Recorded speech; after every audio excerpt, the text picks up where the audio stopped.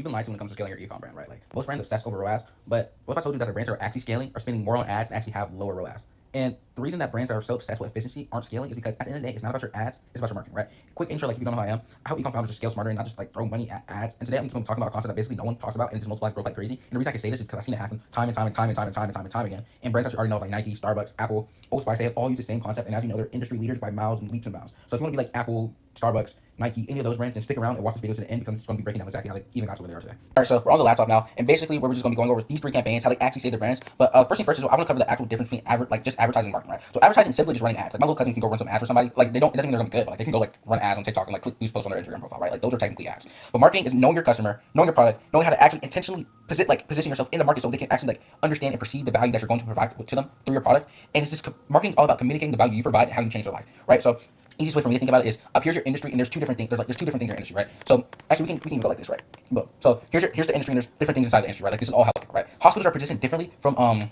doctoral practices. So hospitals don't compete with each other own clients at all. Like hospitals don't compete with doctors' own practices because of the fact that the market knows that you go to a hospital if you're dying and you go to the doctor if something less severe is happening. And because they understand, because hospitals have been able to communicate the value that you come to me if something is seriously wrong, they don't have to like go out and like be worried that doctors are going to take their clients because they know for a fact that like, look, bro, like at the end of the day, like they can't help you, only we can help you. And like that's not necessarily true, but because that's how they communicate their value. Guess what? If you're dying, you're not going to go to your local doctor, like your doctoral clinic. And guess what? Your doctoral clinic is going to send you to a hospital. And when it comes down to things that are more similar, because hospitals and doctors are different, right? But if you go look at your industry, I know there's differentiating factors inside of your industry. If your differentiating factor is different enough, like you don't even have to compete with people. You can just go in your own little lane and like just win on your own. But let's say you're basically selling like deodorants, right? Like if you're competing with people on deodorants, guess what? All you have to do is position your deodorant differently. Like your product doesn't matter as much as all you have to do is be able to communicate that your deodorant is for a specific type of person, which all these things did, right? So look, like here, this could be like what's the doctor name? This could be a pediatrician. Right? A pediatrician doesn't have to compete with a hospital because like guess what? If your kid has a cold, you're gonna go to a pediatrician. You don't go to a hospital. And guess what? If this is like a gynecologist, like if your son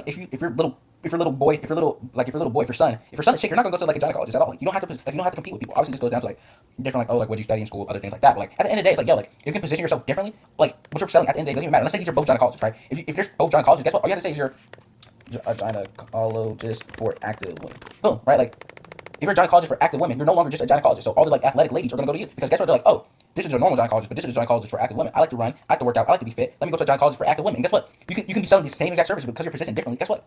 More people are gonna come to you, and you don't even have to this is no longer a competitor because you're not competing with gynecologists. You're competing with gynecologists for active women. And guess what? If there's a gynecologist for active women, there's another gynecologist for active women. All you have to do is just position yourself differently again. It's all about like at the end of the day, marketing is all about identity. Like people don't buy your product because they really care about your product. They buy it because it associates with their identity. So like if you guys are both gynecologists for active women, guess what? All you have to do to become gynecologists for active women, ages what are the normal ages? I think you get your first gynecologist, like you go to gynecologist like 21 or something, like 21 to 30. Boom. Now you create a whole separate market. And guess what? If you're in your whole separate market, then guess what? All this little what's the draw icon? How do I draw? Well, anyways, just imagine like a my bad. Just like imagine a circle right here. Like my bad, just like getting messy. But like now you have this whole sphere of people who are only for you because their ages 21 through 30 and they're active women. Like you don't have to worry about these people trying to like you don't have to worry about these people over here trying to leech from your circle because that's not their market. If you can create your own market, then guess what? You don't even have to compete with people. If you don't have to compete with people, then guess what? If you just blow a whole bunch of money on ads, you can go get it back because there's no one else that will run ads in your industry. So that's like a little quick breakdown. And I hope all that made sense. If it didn't make sense, then guess what? We're gonna go through it and how Apple, Nike, and Starbucks did it, and how Apple's $1 trillion company. So if $1 trillion company does it, I want to do it too. Because guess what?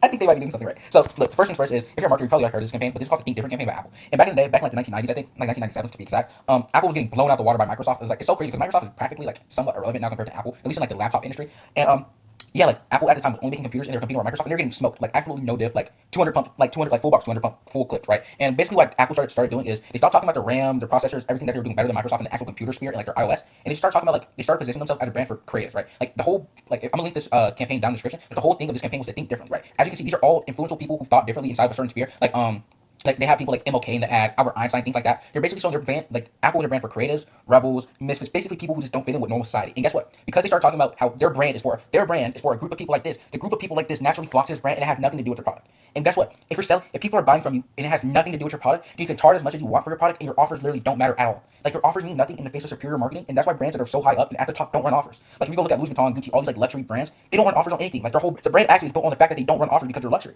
Like that's how you position yourself in markets to actually differentiate yourself. Because if Louis Vuitton was running brands like the average clothing brand on Instagram, or was running a 2 for 10 like the average brand on Instagram, guess what? Louis Vuitton is no longer going to be sought after or looked at as luxury. Because guess what? If I'm going getting searched for deals and like what's luxury about that? There's nothing premium feeling about a discount. You know what I mean? So that's what they did. They started just talking about how their brand was for a group of people, and the group of people naturally flocked to it. And guess what? Because they had so much initial momentum, now they market to literally everybody on the planet, and like they have so much social proof baked into their product that like they don't really have to run ads. Like all they have to do is announce they're dropping a new iPhone, and there's gonna be lines outside every store in like every phone store in the world, basically. Like that's where you get when your marketing is superior than other people's. So yeah, like they started selling the creative lifestyle and they started selling the identity behind the product. Like at the end of the day, like your product is identity. Like what you just want to do is resonate with people's identity. If you can resonate with people's identity, then like your product doesn't matter. Like when people like if you go look at like the best salesmen in the world, they talk like most of the time they don't talk about product. Like they say sales is 90% listening and it's like 10% is like talking back, like 10% responding. Like when you listen and just hear people's identity, then like you don't have to sell. It's like, oh, like you said you want to help your mom get out of the trenches. Guess what? This product is actually made for 20-year-old men trying to help their mom get out of the trenches, right? Like we've done it for this amount of people. Like you can do the next. And it's like, yo, like this is for me. And guess what? They're gonna buy because it's for them. So that's the first one. Apple. How much time am I on? All right, that's 10 minutes. Oh man, this is getting played 2 times speed. So boom. Next one is Nike. Nike back in the day, Nike, just like the 1980s, as everyone probably knows, like Nike was like mid back in the day, and they were competing with Reebok. Reebok. So yeah, what they started doing was once again they stopped talking about their shoes. No one cares about your product. They stopped talking about their shoes and they started positioning themselves as a brand of personal empowerment, and it became like a symbol of, like Nike basically became like a symbol of hope. Like this is an 80-year-old man right here running across the Golden Gate Bridge. This was the first Just Do It campaign, and guess what? 10 years later, after they released this campaign, they were valued at 9.2 billion from 800 million. Like they literally like 10x their brand essentially.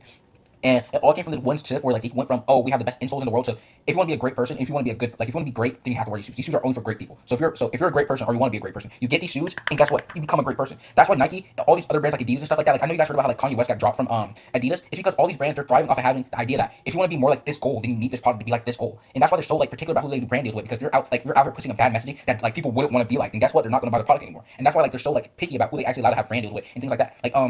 Like recently, because I'm into fashion. Like recently, I was like watching a fashion like a fashion creator. He was talking about this one person who got a brand deal with Bentley. The reason he got a brand deal with Bentley is because like in all his like cause like, it was like a fashion guy. The reason he got a brand deal with Bentley is because all his like fashion based stuff, like it was more like a quiet luxury looking, and it was like he wasn't sitting there running their mouth like yapping basically. Like he was just like sitting there posing, looking good. And guess what? That's basically the whole idea behind Bentley. It's like this is a luxury car for people who are like rich, look good, like quiet wealth type stuff. And like at the end of the day, like people really don't care about your product. The reason people can sell $500 shoes and like not get like looked at stupidly is because guess what? It has nothing to do with the product at the end of the day. Like designer shoes are notoriously known for being uncomfortable, right? Like I can vouch, like designer shoes are notoriously uncomfortable, and people still buy them because of the fact that they're designer. Like it has nothing to do with the product at the end of the day. Like it's really so insane. Like once you actually like understand that your product doesn't matter as much as you think it does, then guess what? Like your brand just skyrockets because no one like your product doesn't matter. Like if your marketing is good, you can charge whatever price you want, and people are gonna buy it. Like it's honestly like insane to really think about. Like when you really understand this concept of I guess I'm just gonna call like a coin a term for like identity marketing. Like once you really like nail identity marketing or like persona marketing, once you really nail the idea of persona marketing, then like bro, like you just skyrocket. So like that's the goal basically. You just want to sell a persona. Like your product doesn't even have to mean anything. You just have to sell a persona. Like that's why faking it till you make it works because you're selling a persona to people. Like, anyways, I'm out of breath. The next one is how much time am I? Okay, we're good. I'm not like if you go look at my other videos, all my other videos like long, yeah, fast. So meet me at Starbucks. Actually, know what I'm gonna do for this video to make it different too. So basically, meet me at Starbucks. This is basically Starbucks came out like really early. It came out like 2014, or like not really early, but like, it came out not too long ago. Or I don't know when Starbucks actually came out. Never mind. But basically back in the day, Starbucks when they were competing on coffee, coffee was just like a commodity, right? Like coffee was just like the everyday thing. Like you make coffee at home, or like you go get it from the gas, you go get a cup of Joe for 99 cents. You know what I mean? Like coffee wasn't nothing special. The reason that Starbucks is able to sell you $15 coffee, or like this like their medium size, like a $15 coffee, like maybe an egg sandwich if you're lucky, is because they position themselves as like the third place, right? So basically, this ad is so beautiful, bro. Like if you like, I'm linking all these in the description so you can watch them. But like this ad is so amazing, bro. It's honestly so crazy. So the Meet Me at Starbucks ad was ran by Howard Schultz. It was basically I'm pretty sure like agency. It basically what they did was position Starbucks as the third place, right? So basically at that time there was work, home, and nothing else. And basically they positioned Starbucks as the place for when it's too formal to go home. Too formal to go home, and it's too informal to go to work. And guess what? Meet Me at Starbucks then. Like it's not like it's too informal to be a business meeting. But like, oh, like I don't really like want my work buddies and my colleagues at my home like to discuss like what we're gonna be doing for like next quarter.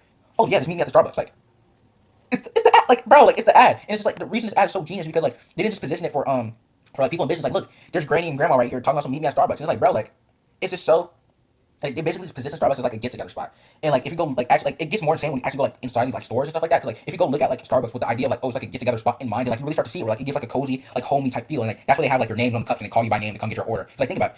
Like if you're at home and like your wife made you coffee, so you're like oh Derek come get your coffee, and like for them it's like oh Tommy come get your coffee, your mocha's ready. You know what I mean? It's just like bro like it's so insane. Like from the store design to the customization of your drinks and your name on the cups, like all this stuff it goes into the marketing identity. It goes into the persona they're selling you. Like if you go look at all these brands like it's making my head hurt. Like if you go look at all these brands, especially like the top 1% of brands that stand out from everything else underneath, they're selling a persona. It has nothing to do with their product at all. Like at all. And it's really just so insane.